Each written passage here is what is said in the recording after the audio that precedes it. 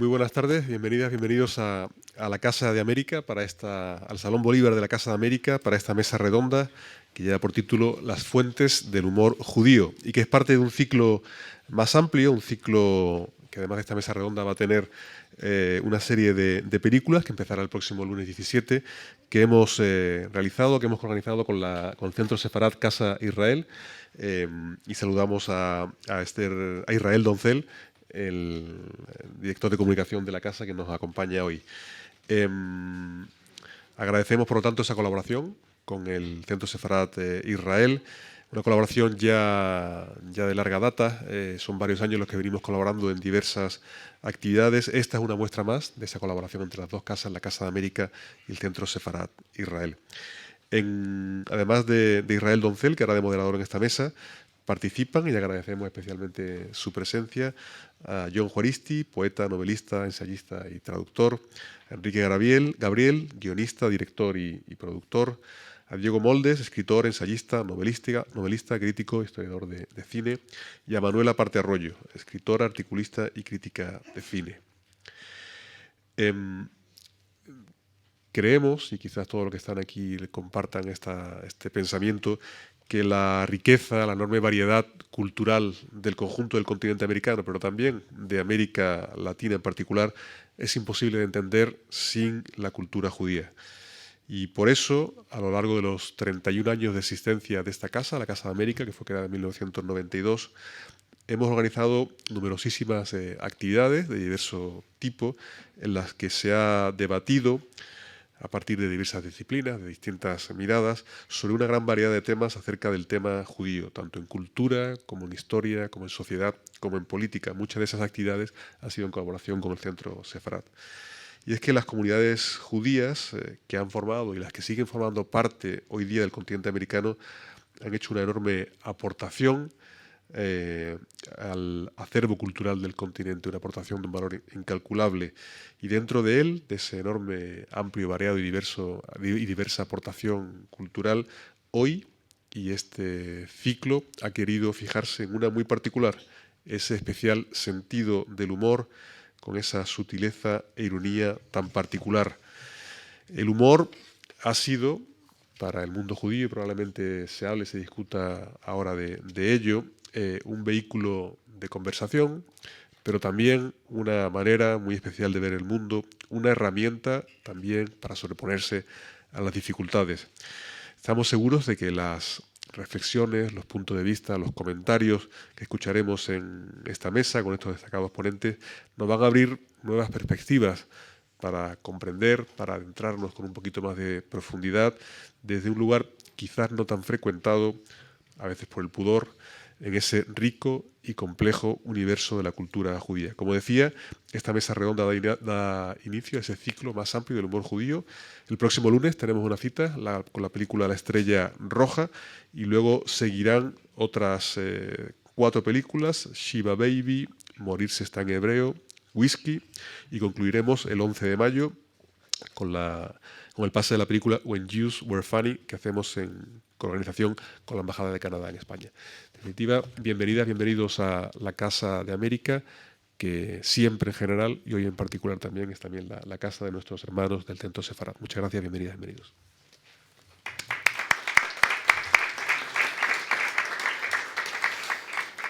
Bueno, muchísimas gracias, director. En nombre del Centro Sefarad Israel, una institución hermana de la Casa de América que se encuentra a poca distancia de aquí, en otro palacio, en el Palacio de Cañete, en la calle Mayor 69. Queremos agradecer a la Casa de América por su inestimable colaboración, siempre por permitirnos sumarnos a este proyecto tan interesante que es poner en valor la importancia del humor judío en la producción cultural del continente americano. Y queremos agradecer enormemente esa mano tendida que siempre tiene la Casa de América para todos los proyectos que pone en marcha vinculados con el mundo judío. Sin más por mi parte, quiero pasar a presentarles a los ponentes que nos acompañan hoy, no sin antes tener unas palabras de recuerdo para la novelista y escritora Lucy Lipshut, que desgraciadamente nos ha dejado hace apenas unas horas, y era una amiga querida del Centro Sefarad Israel y una escritora muy importante, una guionista muy importante también, en el ámbito cultural judío. Así que esas palabras de recuerdo para Lucy, y esto me lleva también a agradecer enormemente de manera especial a Enrique Gabriel su presencia hoy aquí, guionista, escritor, hijo de Lucy. Así que muchísimas gracias, Enrique, por acompañarnos. También quisiera agradecer a Jon Juaristi, escritor, exdirector de la Biblioteca Nacional, del Instituto Cervantes y una trayectoria extensísima, que hoy vaya a compartir todo su conocimiento con nosotros. Gracias, Jon, por estar aquí. Manuela Parte Arroyo, buena amiga, librera, a mí me gusta decir, creo que activista cultural, porque no para, es una todoterreno. Les recomiendo que lean sus luces de varietés, porque van a disfrutar mucho, merece mucho la pena. Y Diego Moldes, a quien precisamente mañana vamos a tener en el Centro Sefarat, hablando de los orígenes judeo-conversos de Nebrija, y de quien también me voy a permitir recomendar Cuando Einstein encontró a Kafka, una topografía auténtica del mundo judío en el ámbito cultural. Dicho esto, si les parece, vamos a comenzar con una suerte de prólogo o rampa de despegue que nos ha preparado nuestro querido amigo Enrique Gabriel para esta mesa. Es un texto que nos ha preparado y que, si te parece bien, Enrique, podemos comenzar. Nos va a servir de introducción a los temas que vamos a tratar hoy aquí. Así que, Enrique, cuando quieras. Bueno, activen el cronómetro. Se titula Humor judío, si se me permite el oxímoron. ¿Por qué teníamos que ser precisamente nosotros los del sentido del humor? ¿Qué le hemos hecho a Dios para merecer tal responsabilidad, tal constante desafío? ¿No deberíamos más bien ser el pueblo elegido para no tener ningún sentido del humor? Porque si algo tenemos los judíos, son motivos para no tenerlo. Vean ustedes si no. A lo largo de nuestra azarosa existencia, mientras escapábamos con lo opuesto, unos nos odiaban por ser el pueblo de Isida, mientras otros lo hacían por ser el que había inventado la gran mentira de la existencia de un Dios único. Para unos éramos las eternas víctimas quejicas, para otros las fuerzas oscuras del dominio planetario. Cuando no nos vilipendiaban por ricos, lo hacían por pobres, cuando no por ateos asimilados, por fanáticos ortodoxos, cuando no por cerdos comunistas, por cochinos capitalistas. Donde creíamos hallar una patria, nos tildaban de parias cosmopolitas. Cuando por fin logramos retornar a la nuestra, nos atacan por imperialistas segregacionistas. Si no nos desprecian, nos envidian. Nuestra mentada inteligencia, en la cual unos y otros coinciden, nos significa como calculadores usureros, avaros mercachifles, confabuladores sionistas, apátridas vendepatrias y demás lindezas. Máxime si se tiene en cuenta que desde Jesucristo a George Soros, pasando por Spinoza, Marx o Henry Kissinger, todos los grandes artífices del mal han sido siempre judíos. Y a pesar de todo, logramos ser graciosos. Sirvan estos clichés de capa arqueológica que nos resguarde de la mirada externa y excavemos en busca de las raíces, de las fuentes, o me atrevería a decir, del porqué del humor judío. Preciso que me referiré casi exclusivamente al humor ashkenazi, europeo itinerante, el único con el que estoy familiarizado. Si admitimos que la capacidad de observación y mímica propias del homínido evolucionado es un hecho científicamente comprobado, apenas un paso nos separa de la sentencia de Nietzsche, según la cual el hombre sufre tan profundamente que se ha visto obligado a inventar la risa. Risa, alborozo, evasión, ligereza, humor. Tantas palabras para decir bálsamo, o acaso supervivencia. Y es que quizás, a fin de cuentas, sea poco más que eso el humor, mero instinto. Quizás, al igual que ciertas etnias supieron desarrollar aptitudes específicas de supervivencia, otras, en función de su circunstancia geográfica, genética, social, las desarrollaron distintas. Así pues, tal como el africano errante dotó a sus piernas de la velocidad necesaria para escapar del león, o el vikingo errante alcanzó la fuerza bruta para afrontar a la igualmente bruta fuerza de su enemigo, quizás el judío errante haya sabido elaborar y optimizar el escudo protector que es su sentido del humor. Se nutre este humor de la observación y la mímica del prójimo. Gira en torno a la convivencia, las costumbres, la familia, las imposiciones religiosas, la autoridad, el gueto, el miedo a los de afuera, todo ello siempre condimentado con una pizca de inocua rebeldía. no se trata tanto de reírse de como de reírse con. Y si toca reírse de alguien, porque el humor sin su puntito de crueldad es poca cosa, será de uno mismo, de nosotros mismos. Si son la ironía, la mordacidad y la autoburla los ingredientes más distintivos del humor judío, los que le confieren su estatura única, infaltable es el matiz psicológico con su deriva freudiana. Toca hacer convivir al considerable ego que deriva del ejercicio continuo de la inteligencia con toda la gama de complejos que asola al judío. El yo se protege negándose a admitir que los traumas del mundo exterior puedan afectarlo. Antes acaso los desafiará, convirtiéndolos en fuente de placer mediante la mofa. Sí que empieza bien la semana, dirá un reo un lunes por la mañana, camino del cadalso.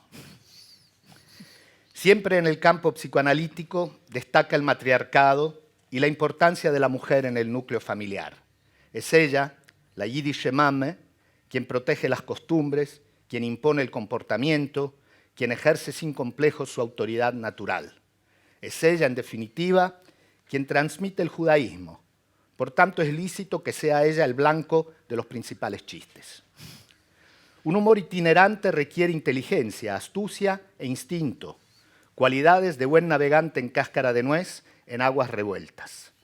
Conocer sus propias fuerzas, no ser temerarios, no pretender ni aspirar a imposibles, nunca aparentar, saber ser cautos y acatar, arrimando, eso sí, discretamente el ascua a nuestra sardina. Del lobo un pelo, viejo dicho que le he escuchado a mi padre, español, no judío, hasta donde sepamos. El humor judío es algo serio. Después de Auschwitz, claman algunos, el humor es imposible.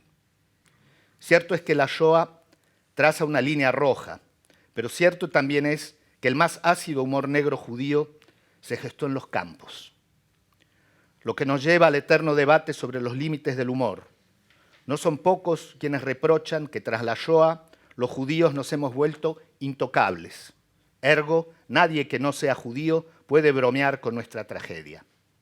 Bueno, ya lo dijo Coluche, los judíos no precisan del humor ajeno, tienen el propio muy desarrollado. Aún así, me digo que después del siglo XX tampoco viene mal un pequeño respiro. Después de todo, si nos pinchan, ¿acaso nos sangramos? Y es que todo, en el sentir judío, tiene un soterrado arraigo bíblico, un ineludible vínculo trágico, como el que Jehová estableció con Abraham, ordenándole sacrificar a su hijo y reteniéndole el brazo a último momento diciéndole, era broma, boludo. Quizás en ese instante, con esa broma de mal gusto, nació lo que se da en llamar, valga la redundancia, humor judío. Listo.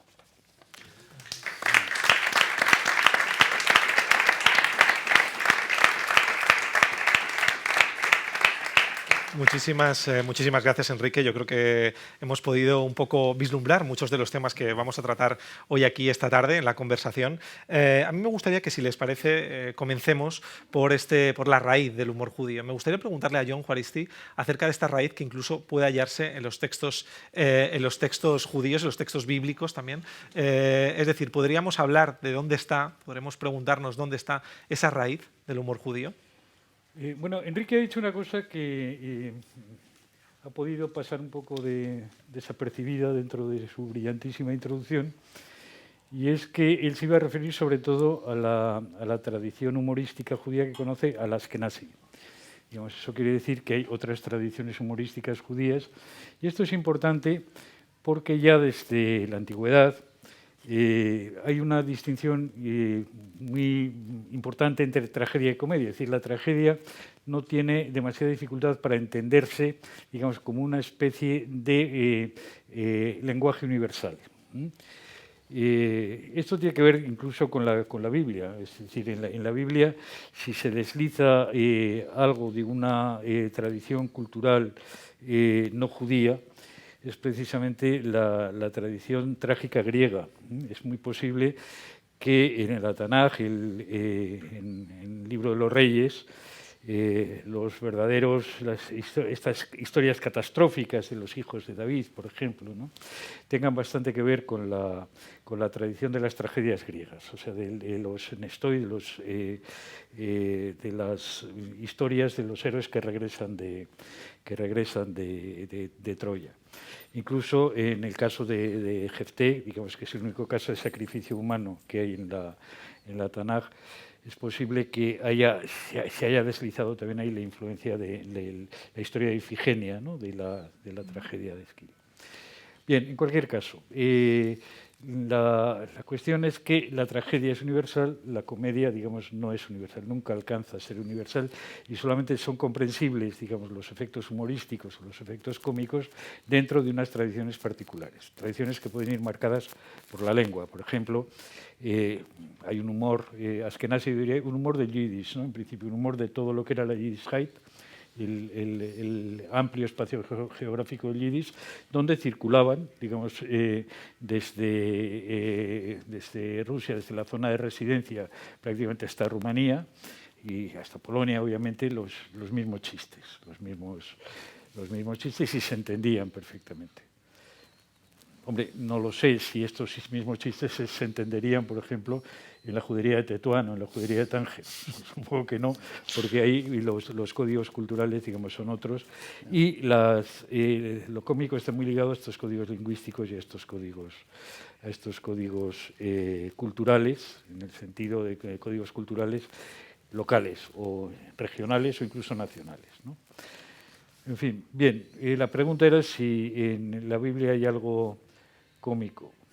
Pues, hombre, se pueden hacer lecturas cómicas de la Biblia, se pueden hacer chistes sobre la Biblia, como se pueden hacer chistes sobre Caperucita Roja, sobre los cuentos de hadas, pero en principio la Biblia no estaban escritos los libros de la Tanaj, del Antiguo Testamento, para producir efectos cómicos, aunque pueden tenerlos, y efectos absurdos, pero esto ya veré.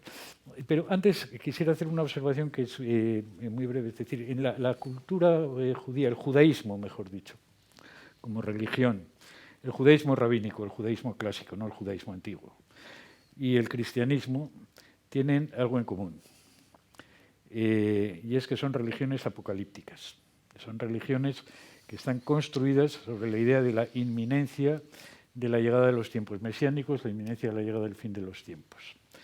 En el caso del cristianismo, pues, bueno, quiero decir, los dos son dos, digamos, religiones, por llamarlos de alguna forma. Yo creo que el judaísmo no es exactamente una religión, sino una contrarreligión, a su manera, pero bueno, esto podríamos... La religión es un concepto mucho más romano y griego que judío. En cualquier caso, digamos, en el judaísmo la expectativa apocalíptica se refiere a una llegada del Mesías que todavía no lo ha hecho, a la llegada de los tiempos mesiánicos. El catolicismo, el cristianismo, digamos, en general, juega con la ventaja de que el Mesías ya ha llegado, en principio. Para empezar con el chiste judío casi preceptivo, digamos, cuando llegue el Mesías, es un chiste que se atribuye a Rosenweig, pero no, es decir, cuando llegue el Mesías, yo le preguntaré, ¿ha estado usted antes por aquí? Para saber esto de los... Bueno, bien. En cualquier caso, el problema, tanto en el caso del judaísmo como en el caso del cristianismo, aunque tenga esta ventaja adicional el cristianismo de que se haya producido ya la llegada supuesta del Mesías, es que el fin de los tiempos no acaba de llegar. El fin de los tiempos no acaba de llegar y eso es un problema, porque si no llega el fin de los tiempos no resucitaremos ni nosotros, ni los abuelitos, ni nada. Entonces sí, es verdad, o sea, que quiero decir que ese es el gran problema. Dentro del cristianismo existe, no es un chiste cristiano, pero casi podría serlo, la idea de que el Mesías vendrá cuando todos los judíos se conviertan, cosa que obviamente es imposible, ¿no? Pero bueno, se ha jugado históricamente con esa idea. Digamos, cuando todos los judíos se conviertan y además vuelvan a Sion todos, donde ya no cabrá nadie, digamos. O sea que una vez más los judíos tienen la culpa de que no venga el Mesías. Y que no viene el Mesías, efectivamente, la contumacia judía, digamos, en no aceptar la conversión, etcétera, esto, digamos, es lo que impide que los abuelitos resuciten, vaya por delante, y que venga el Mesías por segunda vez. En la Edad Media esto se solucionaba a base un régimen de hostias panaderas, digamos, por parte de los cristianos. Era la consigna aquella papal de compelle intrare, oblígales a entrar y si no quieren entrar, pues haz lo posible por persuadirles, ¿no? Es decir, este es el gran problema, es decir, el que el Mesías no llega. El Mesías no llega o no vuelve. En cualquier caso, digamos, nadie resucita, los abuelitos no resucitan y las generaciones marchan hacia el polvo una detrás de otra sin que, digamos, haya el mínimo consuelo, digamos, al hecho fruto de la muerte, que este es el problema. La ausencia de seguridad o de esperanza, la ausencia de una expectativa, digamos, inmediata, a la larga produce melancolía. Y este es el problema fundamental de las religiones. Las religiones tratan cada una a su modo de combatir la melancolía. La melancolía se combate, en primer lugar, digamos, con la esperanza, con la fe y con la esperanza. Los judíos no tenemos ese concepto de esperanza, tenemos uno parecido a emuná, pero no es exactamente lo mismo. Es una confianza en lo que se ha dicho, tiene algo que ver con lo que sucederá, pero tampoco tenemos la seguridad de hacerlo, ¿no? Los tiempos mesiánicos llegarán, en principio, según esta confianza canónica en la posible llegada de los tiempos mesiánicos, cuando se haya producido previamente una gran catástrofe. Las tres grandes catástrofes, digamos, ha habido catástrofes secundarias, pero digamos, las tres más gordas de la historia del pueblo judío son, digamos, la destrucción de Jerusalén y la destrucción del Segundo Templo y la dispersión de los judíos sobrevivientes.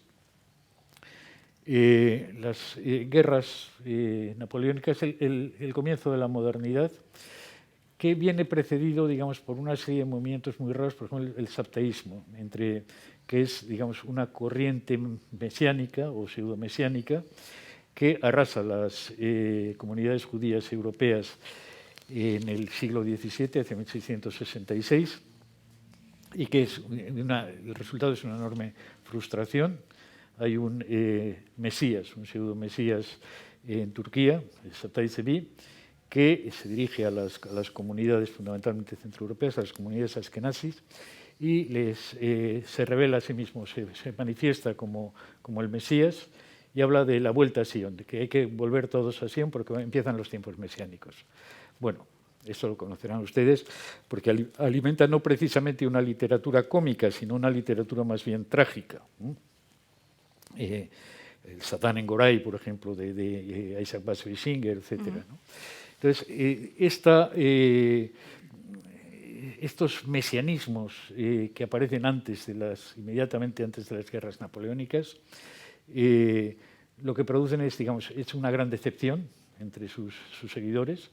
Hay muchedumbres de judíos centroeuropeos que venden sus propiedades y que marchan a Turquía con la esperanza de volver a Sion y que son vendidos como esclavos por los turcos. Aquello se deshace absolutamente y, por tanto, digamos, comienza a haber una desconfianza, digamos, en la posibilidad misma de la llegada del Mesías. Obviamente, digamos, la tercera catástrofe es el Holocausto, es la Shoah, etc. ¿no? Y todo esto, digamos, va minando la confianza y es un factor de secularización muy fuerte. Frente a esta ausencia de la expectativa mesiánica, hay dos posibilidades. Una es la de convertir la esperanza o la emuná en paciencia, pero no es, digamos, algo al alcance de todo el mundo y además a la larga produce también melancolía. Antonio Machado, que tenía, digamos, una estirpe de cristaos novos, de judíos portugueses, tiene una serie de poetas apócrifos o de proyecciones personales en lo que se llaman los heterónimos, los apócrifos machadianos, y uno de ellos es un judío, también un judío improbable, que se llama Abraham Macabeo de la Torre, nacido en Osuna, contemporáneo de Cansino Sassens y estas cosas, Obviamente es una proyección del propio Antonio Machado y Antonio Machado recoge solo un poema de este apócrifo que comienza diciendo: estrella de la paciencia, en el azul de los cielos brilla clara estrella, los que aquí te vieron te verán también en las torres altas de Jerusalén. Es decir, aunque volváis a Sion, no vendrá el Mesías. Seguiréis teniendo la necesidad de la paciencia o suicidáis, realmente. O sea, esto es un poco el planteamiento. Es decir, la esperanza mesiánica, al fallar la confianza en el Mesías, digamos, que responde un poco a ese proverbio humorístico, digamos, judío, que es que el Mesías llegará el día siguiente de su venida, es decir, que no hay una seguridad de que el Mesías vuelva en algún momento. Eso produce, obviamente, la desesperanza. Y frente a la desesperanza, frente a la falta de confianza, etcétera, no hay otra salida que la desesperación o el humor, o la paciencia. Pero la paciencia, al parecer, es algo bastante difícil de asumir cuando se dan las circunstancias y se dan las condiciones posibles y necesarias para la llegada del Mesías, pero el Mesías no viene, ¿no? Es lo que preguntaba Elie Wiesel en su celebración hasídica en la segunda parte, cuando dice: bueno, entonces, ¿qué pasa? ¿Qué hemos hecho para que el Mesías no venga? ¿Qué hemos hecho para que no es que tarde, simplemente, sino que es que no venga, hagamos lo que hagamos, digamos, el Mesías no acaba por presentarse? Y entonces aparece como respuesta a esto el humor judío tal y como lo entendemos, el humor judío moderno. Las raíces bíblicas son en realidad raíces parabíblicas. Son dos fuentes fundamentales. Una son los midrashim, son los comentarios o narraciones homiléticas de los textos propiamente bíblicos, digamos. Son, como diríamos, una especie de tradición apócrifa, para entenderlo, digamos, lo español. Los midrashim se van añadiendo unos tras otros como comentarios a los a ciertos episodios y a ciertos personajes bíblicos. Hay dos personajes bíblicos que son prácticamente los favoritos de la tradición midrásica. Uno es Noé. Hay una película, por cierto, de la que no hemos hablado, que a mí me parece, bueno, desconcertante, pero curiosamente podría tener algo que ver con lo que estamos hablando, y es el Noé de Aronofsky, de 2015, ¿no? La película. Sí, 14, bien. Entonces, el Noé de Aronofsky no está inspirado en la Biblia directamente, en la historia bíblica, sino en un larguísimo midrash sobre Noé. Sobre el Noé, que ha perdido la confianza en el género humano, que ha perdido la confianza en Dios, que quiere, digamos, en la película quiere matar, digamos, al nieto que va a tener, etcétera, una cosa verdaderamente trágica. Y el otro es Moisés. Moisés, digamos, es el protagonista favorito de las narraciones midrásicas. Y sobre todo hay especialmente un episodio de la historia de Moisés favorito de los midrashim y de los chistes judíos originarios, que es el de la muerte de Moisés. Esta es una de las características curiosas del humor judío, tiene mucho que ver con la muerte, evidentemente, ¿no? Entonces, el midrash de Moisés habla de que Dios lleva, digamos, a Moisés al monte Nebo, desde allí le enseña la tierra prometida y dice: pero bueno, tú no vas a entrar ahí, morirás porque no has tenido la emuná suficiente, no has tenido la confianza en mí cuando has golpeado 2 veces la roca para que salga el agua. Esta es la tradición, digamos, un poco canónica. Y entonces no vas a entrar. Entonces Moisés le hace una serie de ruegos en el Midrash a Dios. Dice: pues no me mates, déjame, no entraré en la tierra prometida, pero déjame vivir. Entonces hay una especie de negociación curiosa con Dios, donde Dios se muestra más bien cruel, digamos, con Moisés. Dice: no, pero te voy a matar. Bueno, en fin, te perdono. Hasta que obliga al propio Moisés a pedir su muerte por desesperación. Dice: bueno, es que la vida que voy a tener va a ser tan terrible que prefiero que me mates aquí mismo. Entonces le envía al ángel de la muerte y lo termina con él. Pero, digamos, Midrash surge una serie de narraciones curiosas. Una es... la pone Fernando Savater al frente de uno de sus ensayos, de sus primeros ensayos. Es muy curioso. Es decir, Moisés está en el monte Nebo y entonces Dios le enseña la tierra prometida, Canaán a lo lejos, y dice: mírala bien porque no vas a entrar. Dice, ¿cómo que no voy a entrar si me la has prometido? Dice, pero precisamente por eso, si te la doy, deja de ser la tierra prometida. Será la tierra concedida, la tierra otorgada, entonces, para que sea la tierra prometida, tengo que matarte aquí mismo. Bien, es ya, digamos, una vuelta de tuerca humorística, es el paso del Midrash al chiste. Hay otros cuantos. Es decir, Moisés, por ejemplo, cuando le lleva al monte Nebo, digamos, Dios le enseña la tierra prometida a lo lejos y dice, bueno, no vas a entrar porque te pienso matar aquí mismo. Y Moisés dice, ¿y por qué? Dice, bueno, porque tú mataste a un egipcio. Dice, sí, pero tú a 20.000. Dice, sí, pero yo puedo resucitarlos y tú no. O sea, estas trampas del discurso, que son las trampas de Dios, realmente son las que animan un poco el cotarro, digamos, ante la dificultad ya de imaginarse, digamos, la llegada del reino mesiánico. Esto por lo menos, digamos, que ayuda a pasar el rato. Y nada. Sí, la verdad, Jon, has señalado muchísimos temas, muchas cosas muy interesantes. Hay una de las cosas en la que me gustaría profundizar, porque decías que, claro, digamos, la tragedia puede ser universal, mientras que el humor no puede ser tan universal. Sin embargo, es verdad que hay un humor, una producción cultural humorística, que casi logra ser muy universal, sino al menos muy global, desde luego. Y esa es la que se produce en un momento muy concreto, en una ciudad muy concreta, que es Nueva York, en unos años 30, y que tiene una variedad enorme, ¿no? Que proviene del vodevil, del slapstick. Y me gustaría preguntar a Manuela Partarrillo, que además creo que va a compartir con nosotros algunas imágenes acerca de esto, acerca de este momento, esta ciudad y esta tipología, podríamos decir. Justo era lo que te iba a pedir. Bueno, pues nada, muchísimas gracias a todos. Después de hablar Jon Juaristi me da mucho corte decir cualquier cosa. Pero bueno, lo primero, confesar ser absoluta profana. Gracias a Israel por invitarme. Lo que he estudiado sobre todo, precisamente respecto de lo que ha estado mencionando Jon, de la relación local que a veces tiene la comedia. Yo voy a utilizar el término comedia más porque es el que me sale en términos, porque es lo que es más fórmula, ¿no? Es una manera de bajar a la tierra los conceptos. El humor no deja de ser algo más abstracto, ¿no? Y lo interesante, yo he estado estudiando sobre todo las tradiciones cristianas, ¿no? Las relacionadas con lo carnavalesco, etc. Pero es verdad que en los años, yo voy a estudiar, bueno, a contaros especialmente los años 50, ¿no? Pero vamos a hacer un poco un pequeño recorrido histórico de todas las tradiciones. No sé si voy a poder hacerlo bien. A ver. Vamos a ver. Lo primero, preguntaros si veis, si yo me tengo que quitar. No sé si voy a poder moverlo. ¿Yo también? No, yo creo que... ahí, vale. Bueno, me quedo aquí, ¿no? Como si fuera la mujer del tiempo, ¿no? Un poco, pero...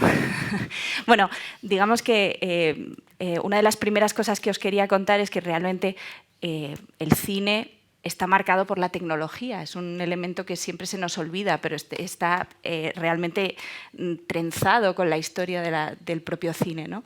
Y es curioso cómo la comedia se va amalgamando con la historia de la tecnología, ¿no? Y por eso probablemente el nacimiento del cine mudo y los primeros 20 años del cine están marcados por el slapstick, ¿no? Porque es el tipo de cine visual, ¿no? que permitía un lenguaje perfectamente innovador y moderno. Ahora hablaremos de las diferencias respecto de los años 30, pero sí que es verdad que es un humor profundamente marcado por lo que se ve, ¿no? Evidentemente, por razones obvias. Muchos de estos actores que empiezan a triunfar, por supuesto Chaplin, Buster Keaton, Laurel y Hardy, estaban formados en la danza, ¿no? Y trabajaban desde el cuerpo, ¿no? La comedia. Y se ayudaban mucho también de los directores y de los, por ejemplo, de los efectos especiales, que no se nos olvide, pensamos que el siglo XXI los ha inventado, pero ya los inventó Méliès, ¿no? Y la otra, digamos, por eso os decía que el camino está muy marcado por la tecnología. La llegada del cine sonoro plantea dos nuevas comedias nuevas, completamente renovadoras, que hacen un poco su aparición precisamente porque los espectadores mandan y están deseosos de conocer las voces de sus actores, ¿no? Ya sabéis la gran frase de Garbo habla, ¿no? Y entonces se forjan dos fórmulas nuevas, que una está marcada por una tradición teatral que procede del fin de siglo, que es el vodevil, ¿no? Hemos hablado antes de la tradición que procede un poco de las artes populares, ¿no? A Fellini le gustaba decir que el cine no deja de ser nunca un fenómeno de feria, ¿no? Y tiene algo de populachero, como sudoroso y completamente anti-canónico, ¿no? Por alguna manera decirlo así, más periférico, que además eso es una palabra que me interesa para cuando lleguemos a nuestro humor de los 50, ¿no? El otro, por supuesto, gran formato de la comedia que aparece con el sonoro es el screwball, ¿no? La comedia cómica alocada, ¿no? Que tiene dos referentes. El primero que nos he dicho es que el vodevil, precisamente porque les interesa escuchar hablar, ¿no? Se basa en una comedia verborreica, ¿no? Profundamente lingüística, todo lo contrario de la fisicidad del slapstick, ¿no? Y está marcada por esos actores de vodevil, de entre los cuales están los hermanos Marx como principales figuras, ¿no? Y la screwball lo que hace es una mezcla, hace la raíz de la alta comedia decimonónica clásica, de los galancitos guapos y wasp totalmente centrales, y por otro lado esa tradición un poco alocada de personajes que un poco son delirantes, nunca sabes lo que van a hacer, ¿no? En estas películas. Y ahí aparece la tradición de directores que proceden directamente de Europa, ¿no? Entre ellos Lubitsch, Cukor. Bueno, Cukor nació en Estados Unidos, pero su familia era judía. Muchísimos de los directores que también proceden un poco del cine expresionista de Alemania, y por supuesto Billy Wilder, ¿no? Que se forja un poco en estas comedias alocadas. Pero yo os voy a hablar sobre todo de la comedia sexual, se le llama así en la sex comedy, ¿no? en Estados Unidos, también llamada psicoanalítica, ¿no? Porque está muy influida por dos elementos que van a ser importantes en los 50. Uno es el jazz y la improvisación, y el segundo elemento es Freud, que se pone de supermoda en los años 50, tal vez porque muchísimos psicoanalistas llegan a Nueva York y empiezan a instalar sus clínicas, sus despachos, ¿no? Y bueno, hablaré un poquito más ahora. Quería hacer solo un apunte sobre la comedia política, que es posterior a la comedia sexual, muy marcada por todos los territorios de transgresión que empiezan a moverse a través de la comedia sexual, y es bastante efímera en Estados Unidos, que ya sabemos que el tema político siempre es complejo, ¿no? Pero os pongo una imagen de MASH, que yo creo que es insuperable, ¿no? En términos cómicos, que yo creo que todavía no se ha superado poder hablar de la guerra de esa manera, ¿no?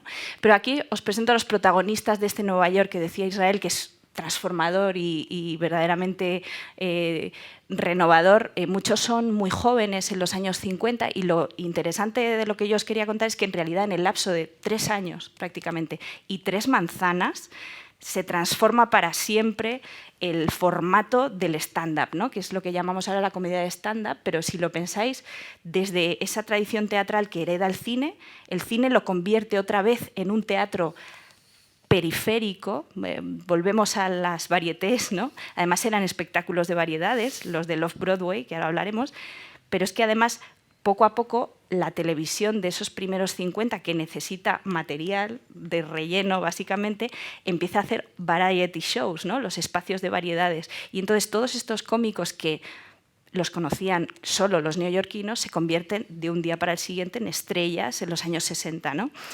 Os hablaré especialmente, ahora me callo y seguimos luego, ¿vale?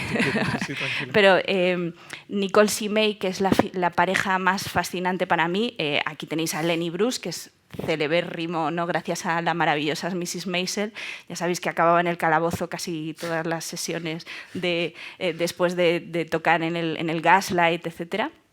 Pero dos personajes importantes, Mort Sahl, que es un canadiense de ascendencia judía maravilloso, tiene un aire, para que os hagáis una idea, lo podéis ver en YouTube, a Eugenio.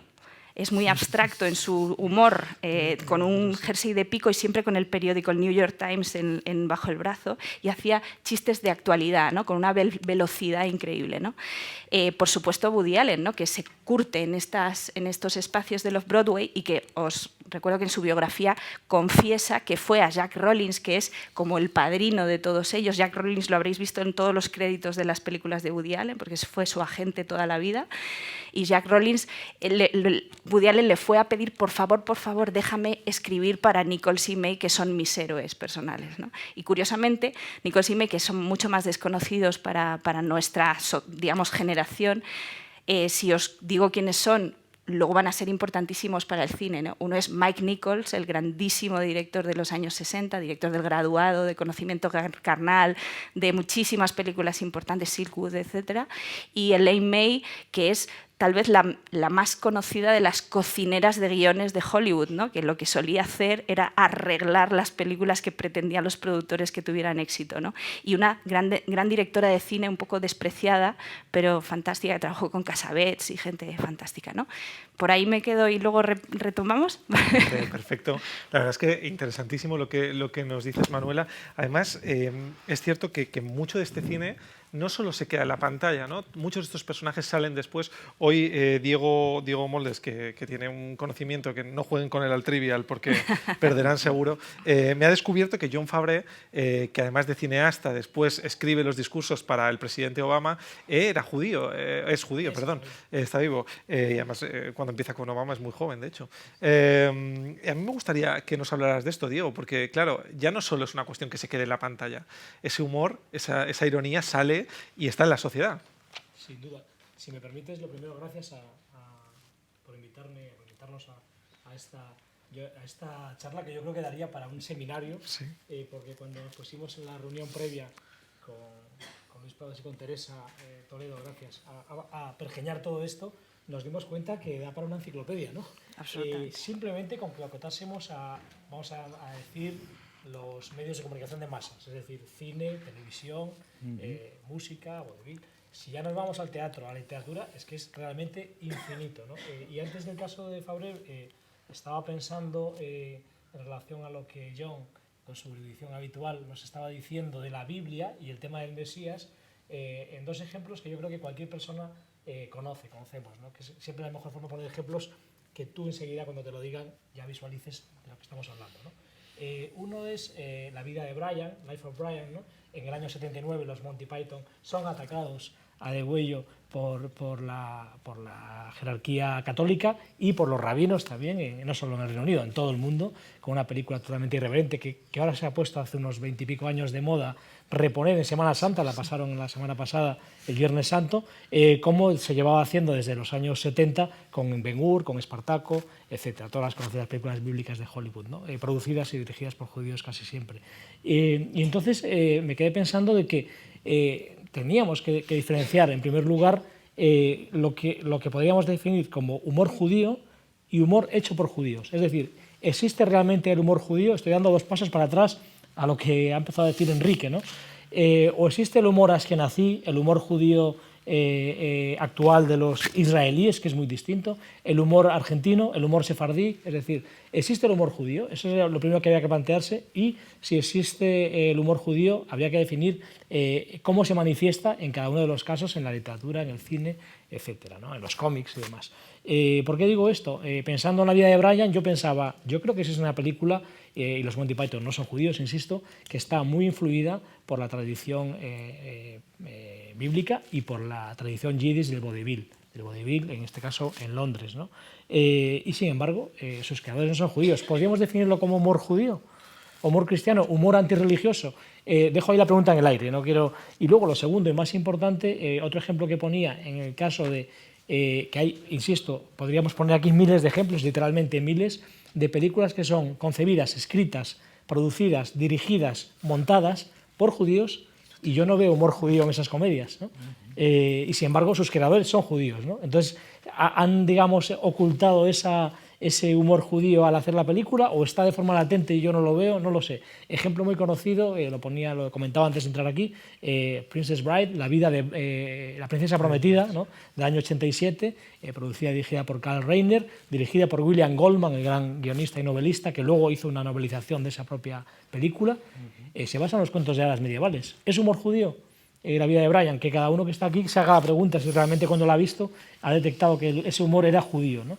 Y respecto a Jon Favreau, puse este ejemplo, insisto, de los cientos que hay, que podemos estar aquí hasta la noche poniendo ejemplos sobre ello, porque a él mismo se lo preguntan, ¿no? Y él responde con una serie le dicen literalmente, ¿Do you think your Jewish background informs your professionally? Es decir, si realmente cree que su humor judío le influye profesionalmente. Él explica que como tiene un apellido francés, El padre es canadiense, quebequés e italiano, católico, y la madre es judía. Y él explica al entrevistador que él sí ha sido educado en el judaísmo, en una escuela judía en Nueva York, y es judío de fe, no solo de origen, ¿no? Y él dice que sí. Y menciona específicamente, porque nace en los años 60, a las personas que Manuela estaba mencionando ahora mismo, ¿no? Como es obvio, porque es imposible dedicarte al show business en Nueva York en esa época y no verte influido por la televisión y por el teatro de todas estas personas y otras que no da tiempo a mencionar, ¿no?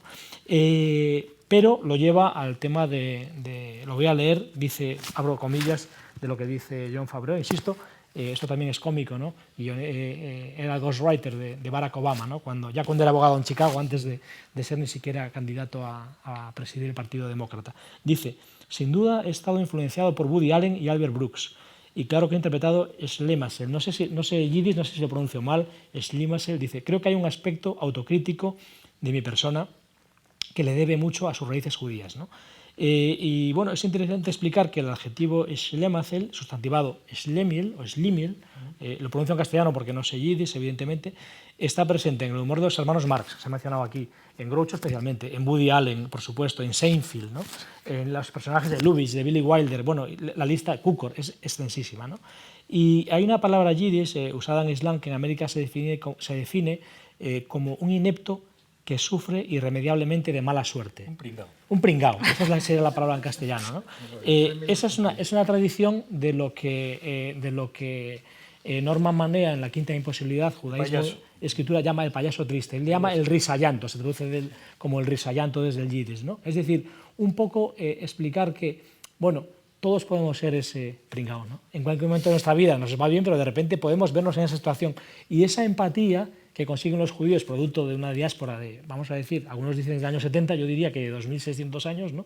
Desde Babilonia, etcétera, pues está presente, ¿no? Porque ellos han ido empapando de todas esas culturas y han creado una cultura que no es en el sentido hebreo, no solo religiosa. Has mencionado Sabbatai Shevi, 1666, la Ascalá, cómo ellos reconstruyen, producto de ser un pueblo alfabetizado, cosa que no era el cristianismo en su inmensa mayoría, quitando la nobleza y una parte muy, muy pequeña de la burguesía, cómo ellos consiguen entrar en la modernidad con una serie de, por ser el pueblo del libro, ¿no? Con una serie de inquietudes intelectuales que las trasladan al humor, es decir, a hacer mofa de sí mismos producto de su adversidad, ¿no? Mencionabas también sería interesante el parteaguas, que sería el humor judío pre-Shoah y post-Shoah, ¿no? Es decir, el humor judío de los últimos 80 años versus todo el humor judío en la literatura y en el cine anterior a, ¿no? Bueno, me quedo aquí porque podría estar hablando bastante tiempo de esto, pero luego se me da una segunda oportunidad si tengo tiempo. Citaré a un autor francés, ya fallecido, que falleció en los asesinatos de Charlie Hebdo en París, que dice exactamente lo contrario de lo que yo acabo de decir y de lo que dice Jon Favreau. Lo dejo ahí Lo escucharemos luego. Sí. Pero es verdad que, Diego, nos ibas ya adelantando un poco esa fórmula, ¿no? Las inquietudes intelectuales ante la diversidad, la empatía. A mí me gustaría, Enrique, tú que has estado en la cocina, en la cocina del cine, es decir, que tienes esa suerte de estar en esa parte de cómo se cocina una película cuando la vemos en la gran pantalla. Yo siempre me lo he preguntado, ¿no? La fórmula que Diego ya nos ha iniciado, pero cuando ves una película de Woody Allen, por ejemplo, y ves estos gags de humor, ¿no? Y dices, ¿cómo lo ha hecho, ¿no? ¿Cómo ha tenido? ¿Cómo se hace eso? ¿Cuál es la fórmula? Dínoslo, nos podemos hacer ricos ahora mismo todos. Talento. Pero ¿cómo se hace? Si tuviera la fórmula, no te la diría. Eso de la cocina del cine, cómo se hace una película y todo eso, no tiene nada de cómico. Es muy trágico. Pero bueno, yo creo que la respuesta es muy sencilla. Sobre todo has citado a Woody Allen, un genio, que unos lo tienen y otros no. Creo que ahí, lamentablemente, me tengo que referir al determinismo genético. En el caso concreto, retomando un poquito lo que apuntaba Diego hace un momento, que si existe el humor judío, ese humor judío, y que también incluye a Woody Allen y a toda la screwball comedy, porque finalmente lo que es con el sonoro, uno de los principales encantos de la screwball comedy es la viveza de los diálogos y de las situaciones, toda esa alta comedia, ¿no? Finalmente, Lubitsch es lo más fino que hay en el humor y en la elegancia del humor. Creo que todo esto probablemente, hablando del siglo XX y de la culminación de todo este humor en el cine, que finalmente es la expresión artística más popular por excelencia del siglo XX, creo que viene arrastrando todo un mestizaje que va acorde al eterno deambular judío, ¿no? Aquí yo había apuntado, dentro de los párrafos que me censuraron, perdón, que tuve que quitar, decía que el contagio de la picaresca, por ejemplo, ¿no? Y el inevitable mestizaje con otros humores en función de las latitudes, que no siempre el humor judío poseerá su distintivo sarcasmo y ese cierto British touch, porque es cierto que el humor británico es el humor, digamos, más ácido, cínico, sarcástico, con Richie, ¿cómo se llama? Gervais. Sí, Ricky Gervais, que es el sumum, ¿no? Pero el humor judío, y sobre todo el humor judío de los comienzos ya del screwball, me refiero a Lubitsch, a Diamond, a Billy Wilder, por supuesto, a los grandes estos, tenían esa puntita de crueldad y de burla, y esto que tú comentabas del autoburla, que es fundamental, y Woody Allen hizo su negocio sobre el complejo, o sea, el gran negocio de Woody Allen es el complejo. Entonces, creo que el mismo humor judío sabe o ha sabido ser escatológico, grotesco o chistoso, como los variados humores del Mediterráneo. Eso. Y ahí quizás me adentro un poquito a dar una patadita al posible humor sefardí, pero tímidamente. Sin el posible, sin el posible. El humor sefardí que existe. Sí, no, perdón. Sí. Digo que, bueno, aquí me contradigo porque digo que el humor judío es rara vez agresivo, lo acabo de ser, perdón, rara vez agresivo como el humor francés, que el humor francés siempre es buscar la cabeza de turco, buscar al pobre para burlarse de, que es, como yo decía antes, creo que el humor judío es más bien burlarse con, burlémonos todos un poquito cada uno de nosotros mismos, ¿no? El humor francés, doy fe de ello, es más bien agresivo con el débil. Y también, sobre todo, muy a menudo bobo, como el humor alemán, o aún sin gracia, como el humor ruso. Y el paradigma, sobre todo, es que un pueblo sin humor destacable, como es el pueblo ruso, que no tiene un humor destacable, ha sabido albergar la que fue la gran capital del humor judío, Odessa. Odessa es sinónimo de chutzpah, o sea, de chutzpah es de, ¿cómo se traduce chutzpah? Viveza. Sí. Arrojo. Sí, no, es una finura. No es arrojo, es más bien una finura, es Tiene humor. que ver con encontrar, digamos, el lado grotesco y festivo de las situaciones. Sí, pero siempre también, y saber, contrariamente a la prueba de lo que estoy dando, saber ser conciso y no parafrasear y todo esto, ¿no? El chutzpah es muy agudo, son dardos que tiran y aciertan, ¿no? Sí. Enrique, si me permites un chiste sobre eso, ¿Sí? De Mike Leigh, el director británico, que es judío además, en una obra de teatro que se llama 2000 Years, 2000 años, define la chutzpah con un chiste, ¿no? Le dice un periodista, ¿qué opinan sobre la escasez de carne? Y están un chino, un estadounidense, un ruso y un israelí. Y entonces el chino dice, ¿qué significa opinión? Y el americano dice, ¿qué significa escasez? Y el ruso dice, ¿qué significa? Ahora no lo recuerdo, dice el israelí, ¿qué significa? Disculpen. El ruso, el soviético, dirá qué significa carne. El israelí, claro, O el ¿qué significa cubano. carne? Exacto. Y el ruso dice, no me acordaba, el ruso dice, ¿qué significa carne? Claro. Y el El israelí soviético, dice, no ruso, soviético, dice, sí. ¿qué significa? Disculpen, ¿no? Eso es un poco el resumen para el Absolutamente. israelí de lo que es la... La legendaria mala educación del Sabra, ¿no? Sobre todo del... sí, sí, sí. Pero entonces pienso un poquito, no sé si responde a tu pregunta, pero creo que básicamente la genialidad de un tipo como Woody Allen o como Lenny Bruce o como Ellen May y Mike Nichols, yo sinceramente ahí solo puedo adjudicarlo pues a esa tremenda injusticia divina, ¿no? que dice unos sí y otros no. Bueno, y a estos les tocó que sí.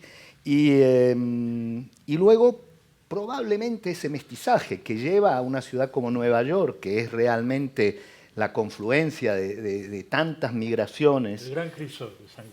El gran crisol. Ese gran crisol que es Nueva York. Y tiene York. un elemento también muy importante y es que es periférica. Quiero decir que no es Estados Unidos en cierto sentido. Nada que ver. Nada al que ladito, ver con cerca. Eisenhower, con la sociedad de Douglas Sirk, ¿no? De las Babel, señoras. Babel, claro. Y es la sociedad de las mezclas, ¿no? Yo lo que os iba a aventurar era una teoría de por qué en los 50 triunfa esto, que es precisamente por la transformación de esos tiempos que tiene, a ver, me voy para allá, que tiene que ver con el momento de cambio de paradigma que supone la llegada del expresionismo abstracto, de la transformación de un poco toda la pintura que está revolucionando 100% los 50, por supuesto, el Broadway del American Bad Dream, ¿no? Es ese momento como de energía espectacular y cómo de repente aparecen estos espacios del off-Broadway, ¿no? ¿Y qué significa el off-Broadway si no la periferia, ¿no? El espacio donde todo lo que no es canónico tiene un hueco, ¿no? Y por eso los comediantes compartían escenario con los músicos de bebop, ¿no? Y con los negros, y había un verdadero momento de confluencia de lo que realmente para nosotros significa ahora Nueva York, ¿no? Que es esa mezcla, ese lugar de periferia, ¿no? Y en ese sentido absolutamente diferente. Os he puesto aquí un mapita para que veáis los 3 locales donde hacían todos estos sketches, ¿no? Y que os digo que eran 3, y en 3 años se revolucionaron, pero todos ellos, incluido el Village Vanguard, que todavía está abierto, eran locales de jazz, y lo que hacían era varietés, ¿no? Lo mismo de siempre, ¿no? Un lugar donde se abría un micro abierto y todo el mundo iba pues, a recitar, había un beat chalao o lo que fuera, ¿no? Y eso era lo que hacía que hubiera un poco una posibilidad de apertura, ¿no? Que era lo que significaba Nueva York en esos años, ¿no? Y luego, en general, bueno, os lo quería relacionar con el jazz, ¿no? Que es importantísimo porque todos estos grandes comediantes de los 50 hacen algo nuevo que no tiene la Screwball, y es que son improvisatorias, es decir, son artes del momento, ¿no? De Hutzpah. Exactamente. Y entonces el caso de Elaine May y Mike Nichols es importante porque vienen del teatro de improvisación, son los primeros que hacen ese cambio, ¿no? Que no son sketches realmente medidos, ¿no? Luego para la televisión sí lo harán, pero al principio son todos nuevos. Tanto es así que cuenta la leyenda que todos los actores de Broadway terminaban de hacer su musical y se iban corriendo a escuchar a Nichols y May porque hacían Pirandello, que nunca lo grabaron y que cada vez era diferente, ¿no? Siempre era diferente, ¿no? Entonces, por eso tiene esa relación con el jazz como la tiene el expresionismo abstracto, ¿no? Que está relacionada con, hay una serie de dominantes, pero yo improviso, ¿no? Y en eso quería mencionar, por supuesto, a Freud, que no hemos hablado del chiste de Freud, que es el texto donde habla de todo lo que habéis estado mencionando, y dice una cosa interesante que más o menos se ha dicho ya, pero bueno, que es que en el fondo, de alguna manera, los chistes de los judíos no solo responden a sus defectos, sino son una manera de reivindicarse como pueblo, ¿no? Como tradición. Y hay que tener en cuenta que en esos años, lo que os decía al principio, el psicoanálisis se pone de moda absolutamente. El mejor chiste de Freud, de todas formas, no está en el chiste es Moisés y la religión monoteísta. Ah, buenísimo. Sí. Ese es el gran chiste. A ver, Moisés cuéntalo. Gran libro. Sí. Moisés es libro. O sea, eso es, yo creo que es volver del revés, digamos, todo lo que había sido hasta entonces la tradición. Que lo escribió y se murió, John, ¿no? Lo escribió y se murió. Se quedó como descansado. No, pero a propósito de Freud y del chiste y la relación con el inconsciente, hay una especie de vuelta de tuerca a Freud que es interesante. El chiste más famoso que cuenta Freud en su libro sobre el chiste es un chiste judío, obviamente, y es ese de un judío en Polonia, que va en un judío un judío que viene de la aldea, y que bueno, está solo en el compartimento de tren, se ha abierto el kaftan, tiene las gorras sobre los ojos y los zapatos y los pies puestos en el asiento delantero. Está solo en el compartimento. Y de repente, digamos, en una estación sube un señor vestido elegantemente, digamos, a la europea, dice Freud, y se sienta en el asiento de enfrente del judío. Entonces el judío, asustado, inhibido, baja los pies del asiento, se cierra el kaftán, se pone la gorra en buena posición y se sienta en el asiento, como se sienta derecho en el asiento. Entonces el recién llegado saca una agenda del bolsillo, empieza a repasarla y le dice en un momento al judío, le dice, por favor, ¿podría decirme en qué fecha cae este año Yom Kippur? Y entonces el otro dice, ¡Azoy! Se baja el sombrero, se abre el kaftán y vuelve a poner los pies encima del asiento delante. Pero a este respecto, Schnitzler, el dramaturgo vienés, toma este chiste y le saca digamos, un partido muy curioso. Le dice, este chiste demuestra algo importante, y es que el humor judío, digamos, es un humor antisemita. Se convierte en una especie de autosemita, quiero decir. Hay una definición del chiste judío que es una definición ortodoxa, hecha por judíos además, que es un buen chiste antisemita contado por judíos. Claro. Entonces, Schnitzler dice, realmente lo que este chiste manifiesta es que los judíos podemos querernos entre nosotros, podemos odiarnos entre nosotros, pero nunca nos respetamos. Digamos, esa idea de la etiqueta, esa idea del poner la distancia precisa, digamos, entre uno y otro, digamos, eso no cuenta no cuenta, digamos, en la experiencia judía, claro, digamos, como tal, ¿no? Y que eso el chiste judío lo aprovecha, claro, digamos. Y es que os iba a poner luego, para cerrar si queréis, porque es muy divertido, un sketch de Nicole Simei para que veáis cómo son, que se llama Madre Judía, y que es mítico, son 6 minutos, y es muy divertido porque se ve perfectamente el efecto Freud, ¿no? Es decir, empieza como un gag de una señora que llama a su hijo, que es, por cierto, astrofísico en la NASA, pensad que solo 60, ¿no? Estamos viaje a la Luna, camino a la Luna, y entonces le dice, no me has llamado en 3 días, y está como echándole la bronca, y acaba en una lectura absolutamente freudiana de la relación entre una madre y un hijo, ¿no? Luego, si queréis para cerrar, a lo mejor. Sí, luego cerramos con ese sketch vale, pues, fantástico, que además Enrique también nos ha mencionado, la Iris de Mamen, ¿no? Esta verdad, figura de la madre que la es objeto, que Woody Allen también la utiliza y que es objeto de constante. Me gustaría que, Diego, que antes precisamente hablábamos, ¿no? Y lo ha mencionado también John, de este humor pre-holocausto, humor post-holocausto, el holocausto como línea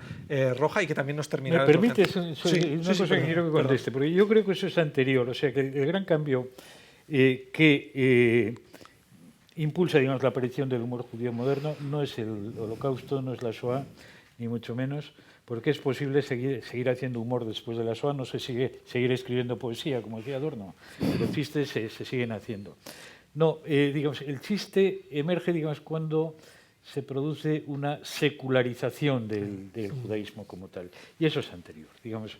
Eso es el siglo XVIII, es la Ilustración, digamos, es la irrupción, digamos, de un pensamiento secular que coincide además con no lo he dicho antes, pero en fin, entre las empresas mesiánicas de Saint-Exupéry fracasadas y las guerras napoleónicas, está el siglo XVIII y está la gran secularización del judaísmo en todo lo que no es, digamos, el mundo jasídico, en Europa central por lo menos. Lo que es el Gaonato de Vilna hasta, digamos, Prusia, Alemania, etcétera, eso es la Ilustración. Es otra cosa distinta y es, por tanto, esa racionalidad deletérea, digamos, que termina con el judaísmo tradicional. Digamos. Y ahí aparece entonces, emerge el chiste. No podía ser de otra forma. Es una importante apreciación, es una época muy concreta además y con unas características propias que permite este humor. Antes de dar la palabra a Diego, me gustaría recordarles que luego va a haber un turno de preguntas y que vayan pensando en qué quieren preguntar a nuestros ponentes esta tarde. Y Diego, cuando quieras. Sí, totalmente de acuerdo con lo que dice John. Es cierto que es largo de explicar porque es un proceso que tiene que ver con la alfabetización. No lo he dicho antes, los judíos están todos alfabetizados, por si no, no puede ser judío, ¿no? Y hay una cuestión importante en la religión, en la mayoría cristiana, que es el celibato, ¿no? Es decir, los rabinos tienen hijos y los curas y las monjas no. Esto es que parece una obviedad y una perogrullada, hay que tenerlo en cuenta. La escala, la ilustración que menciona John del siglo XVIII, produce que el acceso a esa irreverencia a partir de una inteligencia ilustrada, lectora, y trasladada a todos los fenómenos de medios de masas, desde la invención de la fotografía en 1827, la radio, el cine, etcétera, y todo el proceso que va el tracto hasta hoy, ¿no? Los judíos están en una posición predominante por muchos factores que algunos han mencionado aquí, ¿no?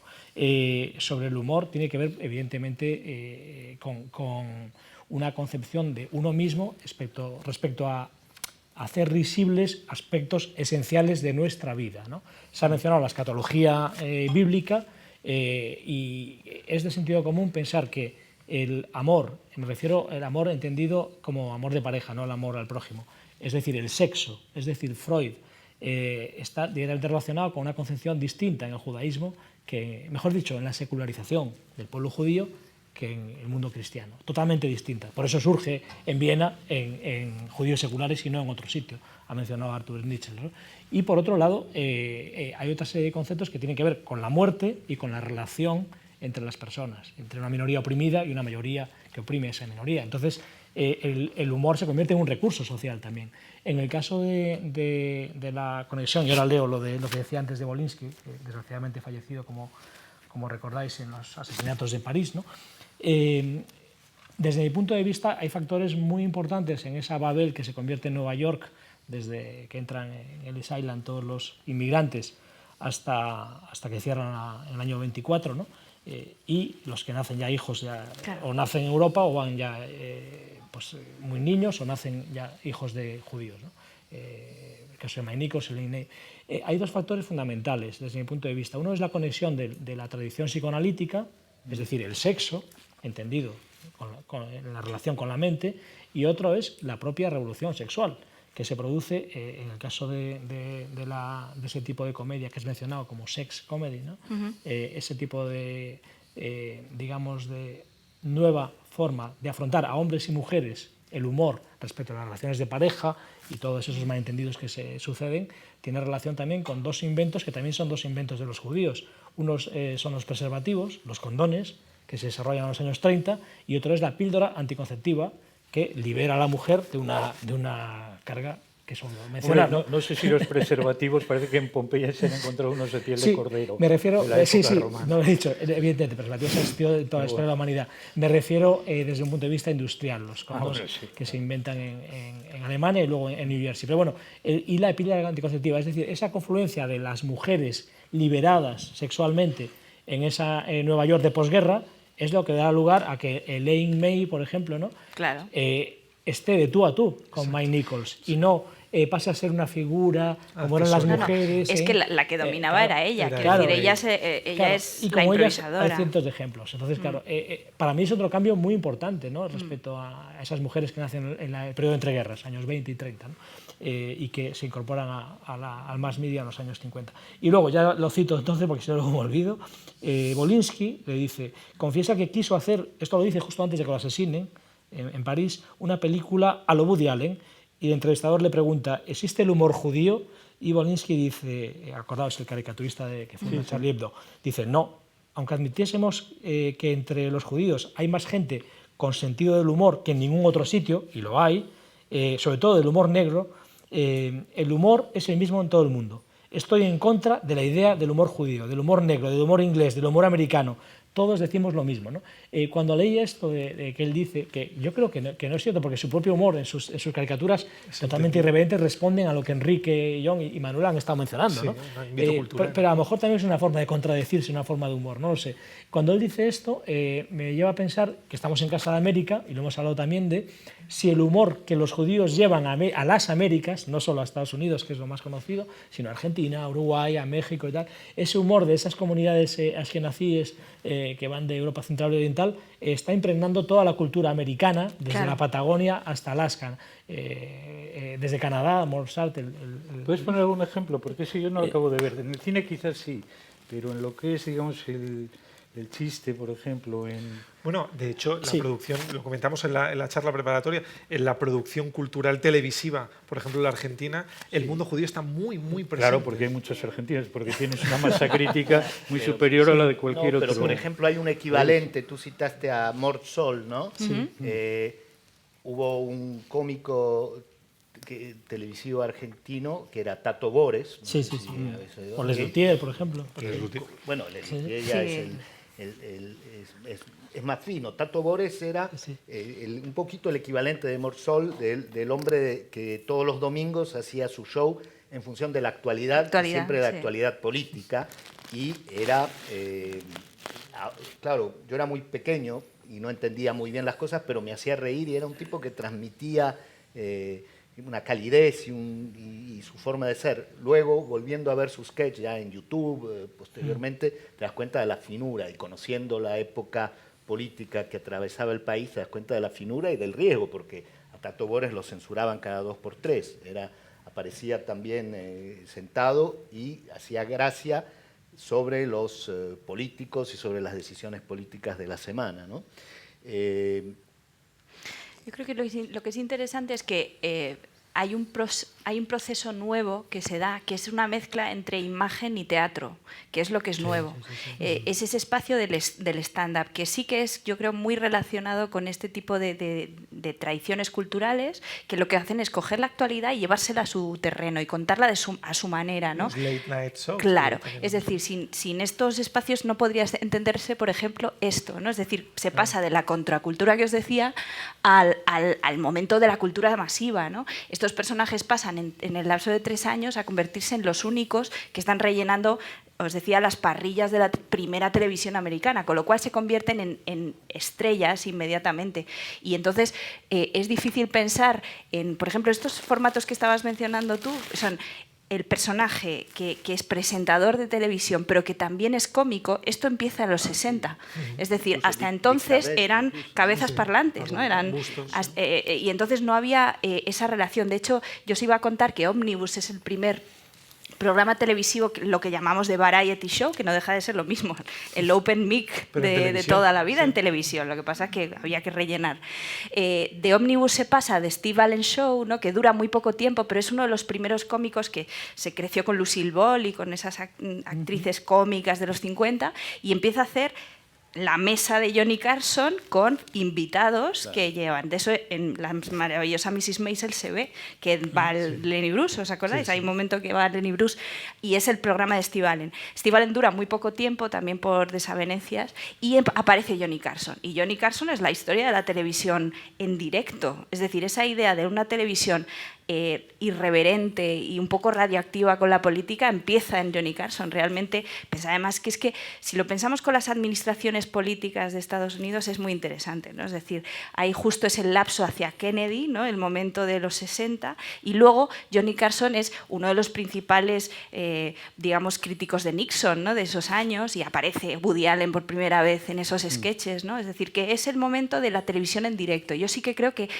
eso es el padre del Saturday Night Live, ¿no? Que es donde todavía queda la crítica en Estados Unidos, que es bastante leve, digamos, pero sí que en ese caso Nueva York, es Nueva York, es todo Nueva York. Que también, como Es Johnny que Carson, Saturday- también está Merv Griffin y Claro, todos los todo. entrevistados, y Dick Cavett, por supuesto, que dieron luego lugar a los nuevos entrevistadores de ahora, que algunos son muy Exacto. cómicos también, y que son estrellas, entrevistan, siempre tienen un entrevistado que Claro. está de moda, presenta una película, un libro, pero la estrella es el Sí, showman, ¿no? exacto. Y Que nunca se dejan de copió en ser todo el mundo, y aquí ese- Buenafuente y Aquí todo. igual, Claro, sí. claro, pero Bueno, es- parece que le hace el favor, es un humor en el que la figura protagonista es el propio presentador. Exactamente. Déjame, perdón, decir una cosita respecto a Volinsky. A mí me parece que Volinsky siempre fue un enfant terrible, que eso es típico francés y 68ista. Volinsky creo que no hacía humor judío, hacía humor francés irreverente. Irreverente sí era. Y siempre de protesta, y muchas veces adolecía de falta de gracia, ¿no? Sí.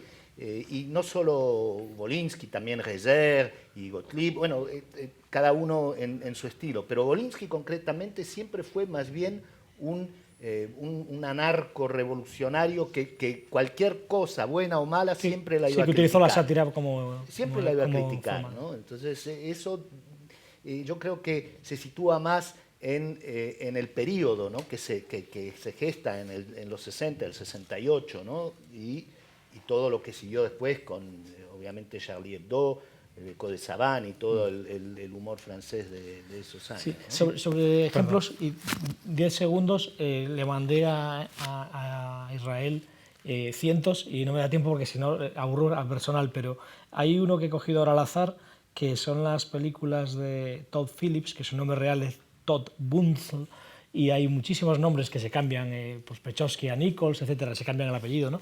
Y son la serie esta que todos conocéis, aunque no haya visto todas las series, que se llama Resacón en Las Vegas, ¿no?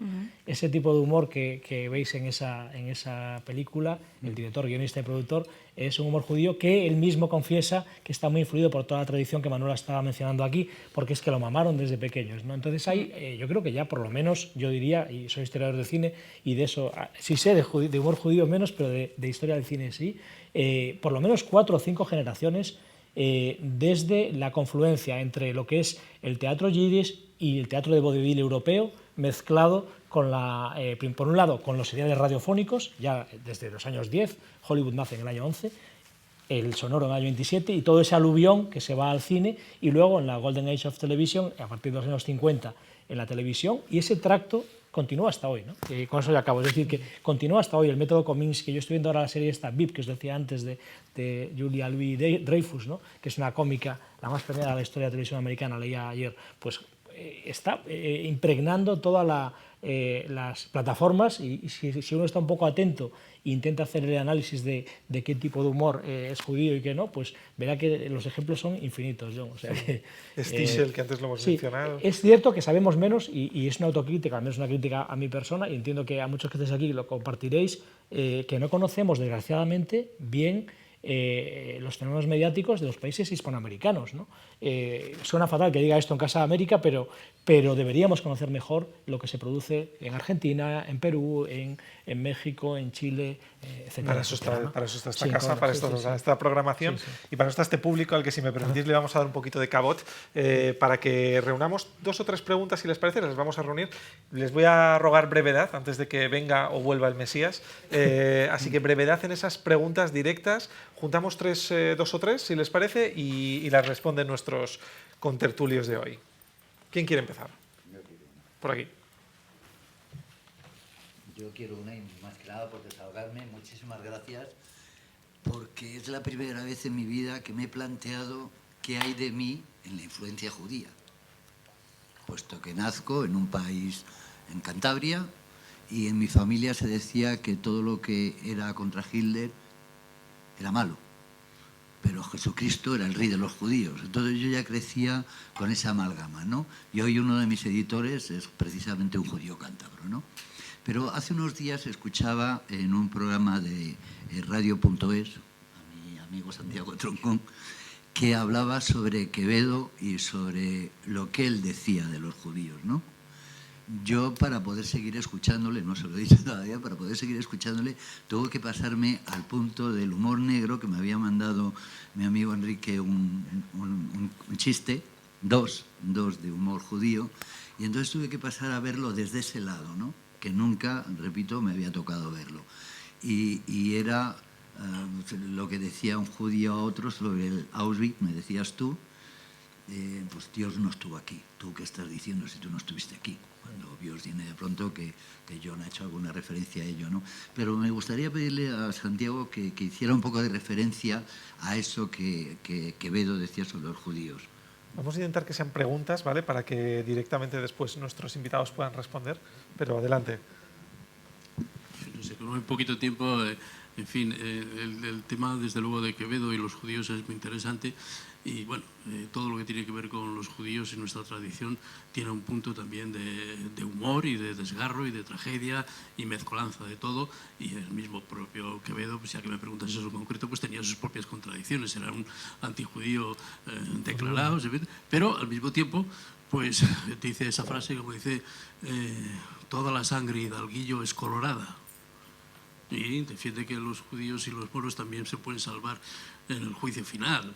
Y, en fin, tiene pinceladas de vez en cuando. Pues son esas contradicciones propias de nuestra tradición con relación a la actitud frente a los judíos. Lo que no hay es mucho humor en esta posición, digamos, de lo español frente a lo judío. No hemos desarrollado esa vena. El humor español está en muchos, pero justamente ahí no. Es una barrera curiosa, ¿no?, que está todavía poniendo de manifiesto las contradicciones que tenemos nosotros en la cultura española con la asimilación de la cultura judía, que es inseparable, está totalmente metida, pero al mismo tiempo nos cuesta reconocerla, aceptarla y ponerla en el lugar que corresponde. Y eso, pues, en fin, es labor que no, pero podemos yo hacer. creo, Santiago, que está laminada. O sea, la cultura judía en España desaparece después de la expulsión. No hay nada, ¿no? O sea, no hay nada. Y bueno, es decir, ¿cuál es la referencia de los judíos en la España moderna, digamos? Contemporánea, los pasos de Semana Santa. Y los pasos de Semana Santa es el judío narizotas, el judío que flagela a Cristo, el de la corona de espinas y el resto. Es que no hay, digamos, posibilidad de una experiencia directa de lo que es el judío real.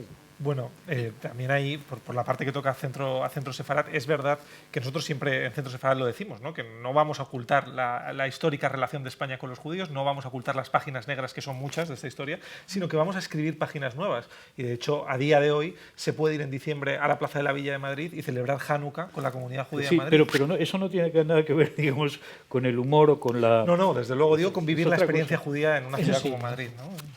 Vamos a ver si tenemos alguna pregunta. Sí, por ahí. Puedo hablar directamente. Bueno, gracias. Estuvo magnífico. Iba a estar también. Como se dan cuenta, yo soy argentina. Por supuesto que seguía a Tato Bores o Tato Borenstein. Y era muy político. Y también hay otros, Eliao Toque, Rudy, etcétera, etcétera, que tienen un libro también sobre los orígenes del chiste, del humor judío. Pero mi pregunta va a lo siguiente, que siempre que desde siempre siento curiosidad por saber cómo toca, porque evidentemente tiene raíz ashkenazi, pero el humor judío, ¿cómo se difunde entre todos los judíos? Porque los sefaradíes son judíos y los ashkenazis somos judíos. O sea, ¿cómo se acepta y cómo viaja por todo el judaísmo el humor judío? La veo y la asumo, o sea, no solo entre todo el judaísmo, sino entre todo el mundo, incluso no judío, ¿no? ¿Cómo viaja? No sé si nuestros ponentes de hoy nos pueden decir cómo viaja ese humor judío. Pues por muchas vías y de muchas formas, digamos, como toda tradición oral. El trader es pasar de algo, de una persona a otra, ¿no? Entonces, bueno, pues no lo sé. Tradición oral, sí. Tradicional, sí. O sea, bueno, no, oral dice. Oral, sí, la tradición oral, sí, la tradición oral. Sí, no creo que... Es decir, sí, por supuesto hay libros sobre el humor judío, repertorios de chistes judíos, ¿no? Recuerdo a Abraham Roth, ¿no? Los chistes judíos que me contó mi padre, cosas que se han publicado en España, pero no se leen mucho. O sea, la verdad, yo creo que los chistes, ¿cómo se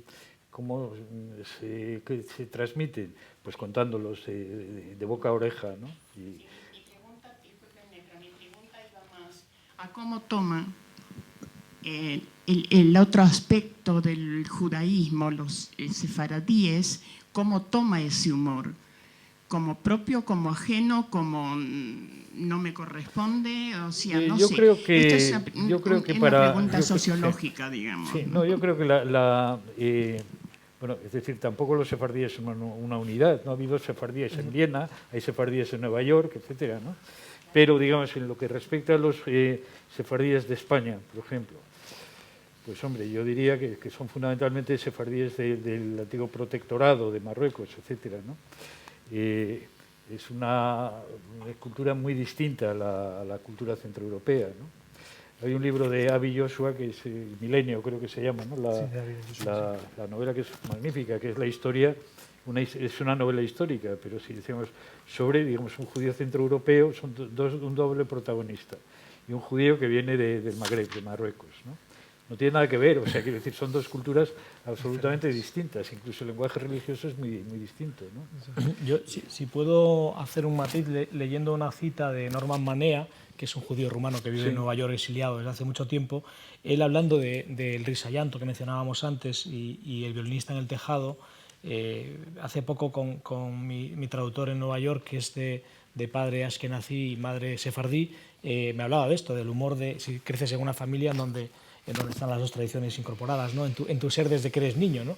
Y qué cosas te hacen gracia. Bueno, eso es muy distinto que si los dos son sefardíes o los dos ashkenazíes, o si tu padre uno es y otro no, ¿no? Que también en el caso de Estados Unidos, más que en Buenos Aires o en Madrid, hay no miles, millones de ejemplos, ¿no? de matrimonios mixtos, digamos. Y dice que esa tradición, que cómo se comunica, él dice que es que va desde Cervantes, desde los conversos, ¿no? Hasta Chaplin, que creó a Charlotte, y dice: el comercio de las ilusiones adquiere la inconfundible ambigüedad de ese característico humor triste, mencionaba John, sutilmente dosificado. 2 puntos: jactancia, candor, sabiduría, amargura convertida en malicia, humildad, alegría de vivir, aguda sátira, lo que decía Manuela de Nueva York, sueño, lucidez, mueca que oculta, estiliza y se transfiere en el arte sostenible del risallanto, fracción inolvidable de una sonrisa. Eso es lo que permanece en efecto, una aleación superior de retazos de toda índole, en apariencia al alcance de cualquiera. Una sonrisa inanalizable, y la estamos intentando analizar, ¿no? Esa sonrisa que se te queda con ese humor judío y no sabes muy bien por qué estás sonriendo, que no riendo, que no es lo mismo, ¿no? Dice: supremo logro del escritor a través del tiempo. Y luego, bueno, cita, como decía, al autor de Violinista en el tejado, de todos conocido, y esa genialidad que luego fue bueno, mira, hay una novela de Vargas Llosa que a mí me gusta especialmente, que es El hablador. El hablador, supongo que lo han leído muchos de ustedes, es la historia, digamos, de un judío de Lima, Mascarita que es el protagonista, que se mete en la selva amazónica peruana, que es un espacio que a Vargas Llosa le gusta también, lo ha utilizado en El sueño del Celta y otras cosas, y entonces se convierte en una especie de chamán de cuentacuentos que va, digamos, por las aldeas indígenas contando en los, ¿cómo se llaman? Los machacaos se llaman los indios los indios peruanos. ¿Y qué les cuenta? Les cuenta la Biblia, pero con un lenguaje de los mitos machacaos. Es decir, que obviamente se lo ha inventado Vargas Llosa y que lo toma fundamentalmente de los mitos de Levi Strauss, ¿no? Entonces les cuenta la Biblia. Y el resultado es un resultado cómico, en parte, ¿no? Dice, bueno, es curioso, ¿no? Un contahistoria que va de aldea en aldea. Su historia es bastante trágica, por otra parte, porque no termina bien. Pero bueno, en ese sentido todas las historias humanas son historias trágicas, ¿no? Es decir, todas terminan mal. Pero, digamos, hay un juego con dos tradiciones, o tres, absolutamente opuestas, digamos. La del Perú mayoritariamente cristiano, la de un judío de Lima y después la de los indios de los indios de la selva amazónica, ¿no? Entonces, bueno, esas situaciones me parecen tan forzadas, tan poco imaginables. Pero yo recuerdo una cosa que, por ejemplo, me contaba Enrique Krause, ¿no? Enrique, yo conozco relativamente bien el mundo mexicano, por lo menos el de la Ciudad de México, donde he pasado, digamos, años dando clases, etcétera, y conozco también el medio judío de la Ciudad de México. Pero Enrique contaba que en el Seder de Pesaj, cuando su hijo León era todavía muy joven, muy crío, muy niño, en la cena de Pascua le dijeron, bueno, a ver, cuéntanos qué pasó con Moisés y esto, ¿no? Esto en un Seder argentino era muy divertido, porque decían, bueno, ¿qué hicieron los judíos, digamos, después de que salieron de Egipto? Dice, romper los huevos. Romper los huevos. Y dice, bueno, y además hemos pasado por aquí alguna vez, ¿no? Y en los 40 años hemos pasado 17 veces por el mismo sitio. Pero en fin, entonces contaba que cuando le piden a su hijo que cuente la historia de los judíos que salieron de Egipto, efectivamente fueron por el desierto y se encontraron de repente un lugar donde había un águila sobre un nopal y dijeron, aquí vamos a fundar nuestra ciudad, ¿no? Entonces, bueno, pues eso, es la fusión de la tradición nacional mexicana con la Gadá, ¿no? En estos momentos. Sí. Bueno, pues me parece, está bien como caso individual.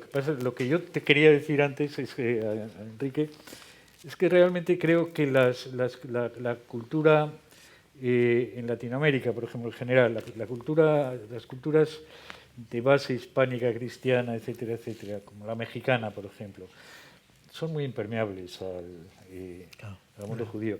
Hay, en dos películas hay unos casos curiosos. Uno es cuando en la película de Gita Shifter, el Novia que te vea, dice una de las protagonistas, que es la chica esta sefardí, turca, que es una niña todavía, va con su cuidadora, digamos, y con una amiga de esta, y que le han llevado a una iglesia, ¿no?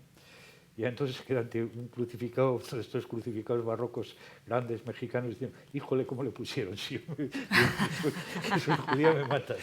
Entonces, las dos, mientras tanto, digamos, las dos cuidadoras están hablando entre ellas. Y dice, pues no debes trabajar para judíos porque da mala suerte trabajar para judíos. Y otra es el morir en hebreo, en esta película mexicana, que es muy divertida, que se va a proyectar aquí. Sí, que es la presencia de estas dos chicas mexicanas, que obviamente no son de feñas de origen, seguro que han venido de Oaxaca o y están conviviendo, digamos, con los judíos mexicanos de Polanco y que no se aclaran muy bien de qué va eso, pero intentan acercarse lo más posible. Es un funeral, entonces ellas utilizan, digamos, símbolos del folclore cristiano y precristiano, de alguna forma, mexicano, y le han hecho un altarcito con una calaca, con una catrina, mientras los otros están desarrollando un ritual totalmente diferente al lado. Esa incomunicación, o sea, me parece que es bastante... Quizá en Argentina pasa menos, pero digo porque la masa crítica es mucho mayor. Buenos Aires puede ser un caso parecido al de Nueva York, salvando las distancias.